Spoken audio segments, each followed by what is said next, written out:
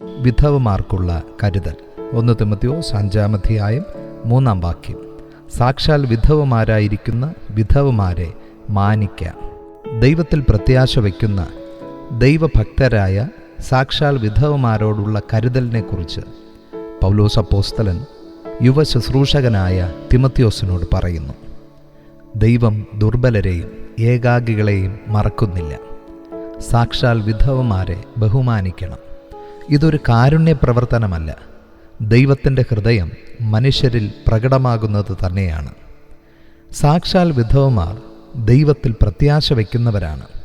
അവർ ഏകാകികളാണെങ്കിലും ദൈവത്തിൽ ആശ വച്ച് രാപ്പകൽ യാചനയിലും പ്രാർത്ഥനയിലും ഉറ്റുപാർക്കുന്നവരാണ്. അങ്ങനെയുള്ളവരുടെ ബലം മനുഷ്യരിലല്ല, ദൈവത്തിലാണ്. അവരുടെ ആയുധം പ്രാർത്ഥനയാണ്. അവരുടെ ദൈവഭക്തി ആദ്യം ഭവനത്തിൽ തുടങ്ങും. എന്നാൽ ദൈവീക ബന്ധം വിട്ട് സ്വാർത്ഥതയിൽ ജീവിക്കുന്നവർ ദൈവകൃപയിൽ നിന്ന് അകന്നിരിക്കുന്നു.